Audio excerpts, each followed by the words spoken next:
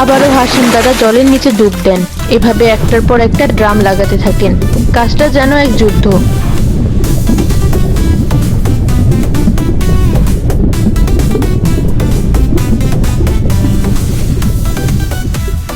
প্রায় 3 ঘন্টা পর প্রায় 40টা ড্রাম লাগানো শেষ হয়। হাসিম দাদা ভীষণ ক্লান্ত। দাদা, আর মাত্র 10টা ড্রাম বাকি। তুমি এবার উঠে এসো, তোমার শরীর আর চলছে না। বাকি কাজটা আমরা চেষ্টা করে দেখি। না, যে কাজ আমি শুরু করেছি এটা আমি শেষ করব। মাঝপথে হাল ছেড়ে দেওয়া আমার রক্তে নেই। আর কয়েকটা মাত্র। আমার দম হয়তো ফুরিয়ে আসছে, কিন্তু স্কুলের আশা আমি ফুরাতে দেব না। শেষ 10টা একেবারে লাগাতে হবে। তোরা সবাই তৈরি থাক, এটা শেষ ডুব। হাসিম দাদা শেষবারের মতো ডুব দেন।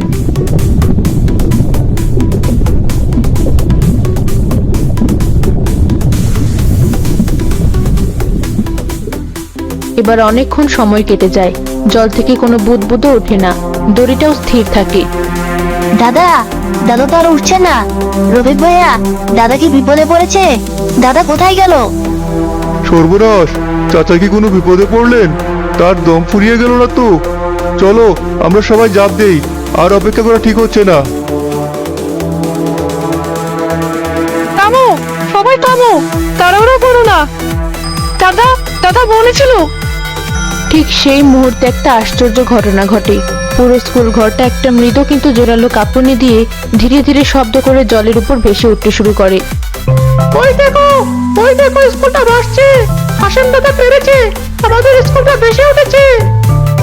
বাঁধের উপর থাকা শত শত মানুষ অবাক হয়ে তাকিয়ে দেখে টিনের চালের স্কুল ঘরটা একটা বিশাল জাহাজের মতো জলের উপর দুলছে। আর তার পাশে নিস্তেজ অবসন্ন অবস্থায় ভেসে উঠছেন হাসিম দাদা। চাচা, চাচা, আপনি ঠিক আছেন? কথা বলুন চাচা।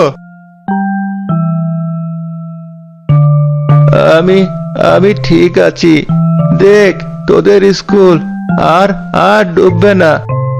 আজিজ ও রফিক মিলে হাসিম দাদাকে প্রায় অচেতন অবস্থায় টেনে ভেলায় তোলেন। তিনি ক্লান্তিতে চোখ বুজেন, কিন্তু তার মুখে লেগে আছে এক বিজয়ের হাসি।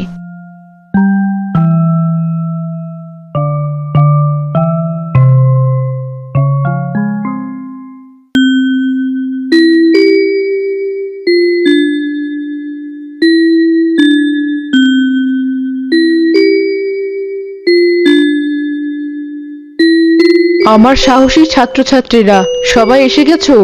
বাহ, আমি তো ভেবেছিলাম এই বন্যায় হয়তো আর ক্লাসে নেওয়া যাবে না। আপা, আজ কি পড়াবেন? আমার তো বইগুলো সব ভিজে গিয়েছিল।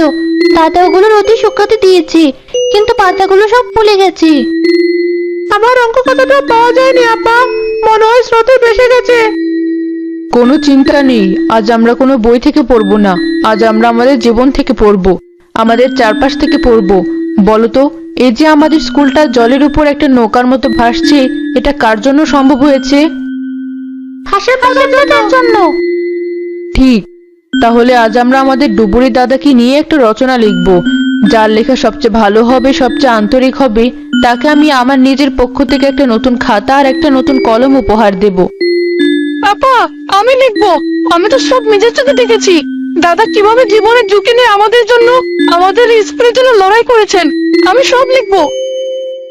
আমি লিখবো, আমার দাদা পৃথিবীর সেরা দাদা, তার চেয়ে সাহসী আর কেউ নেই। শিশুরা সবাই ভীষণ উৎসাহের সাথে তাদের ভাঙা স্লেটে পুরনো খাতায় লিখতে শুরু করে। বেশ কয়েকদিন পর বন্যার জল নামতে শুরু করে। শহর থেকে একজন তরুণ সাংবাদিক এসে হাসিম দাদার সাক্ষাৎকার নেন। দাদা, আপনার এই অসাধ্য সাধনের গল্প এখন সারা দেশের মানুষ জানে। খবরের কাগজে, টিভিতে সবাই আপনার কথা বলছে। আমাদের বলুন, এই বয়সে এসে এমন একটা অসম্ভবকে সম্ভব করার সাহস আর শক্তি আপনি ঠিক কোথায় পেলেন?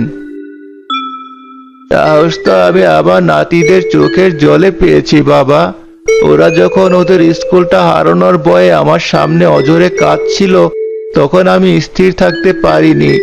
আমার মনে হয়েছিল এই স্কুলটা যদি ডুবে যায়, তাহলে শুধু একটা ঘর ডুববে না, এই পুরো গ্রামের ভবিষ্যৎটাই অন্ধকারে তলিয়ে যাবে। এই বাচ্চাগুলোর স্বপ্ন ডুবে যাবে। কিন্তু এটা তো ভয়ঙ্কর ঝুঁকির কাজ ছিল। আপনার বয়স হয়েছে, তার উপর নদীতে যা স্রোত ছিল, আপনার জীবন চলেও যেতে পারত। জীবন তো একদিন চলেই যাবে বাবা। মেঘনার বুকেই আমার জন্ম, মেঘনার বুকেই হয়তো একদিন মরণ হবে। কিন্তু আমি যদি এই শিশুদের মনে শিক্ষার আলোটা জ্বালিয়ে রেখে যেতে পারি, তাহলে মৃত্যুর পরেও আমি 1000 বছর বেঁচে থাকবো এদের মধ্যেই। ঘর বাড়ি বন্যায় 1000বার ডুবতে পারে, আবার বানানোও যায়, কিন্তু শিক্ষা হলো আলো। এই আলো একবার নিভে গেলে পুরো সমাজটাই অন্ধ হয়ে যায়। আমি শুধু সেই আলোটা আমার শেষ শক্তি দিয়ে আগলে রাখার চেষ্টা করেছি মাত্র। আপনার মতো মানুষ আছে বলে হয়তো আজও মনুষ্যত্ব বেঁচে আছে দাদা। আপনার এই গল্প দেশের প্রতিটি মানুষকে, প্রতিটি শিশুকে নতুন করে স্বপ্ন দেখাতে শেখাবে, প্রতিকূলতার বিরুদ্ধে লড়তে শেখাবে। আমার কোনো অনুপ্রেরণার দরকার নেই বাবা। ওই যে দেখো, আমার স্কুলটা ভাসছে, আর ওর ভেতরে আমার নাতি নাতনিরা, আমার গ্রামের শিশুরা পড়াশোনা করছে। এর চেয়ে বড় শান্তি, বড় পুরস্কার আমার জন্য আর কিছু হতে পারে না। ওটাই আমার বেঁচে থাকার অনুপ্রেরণা।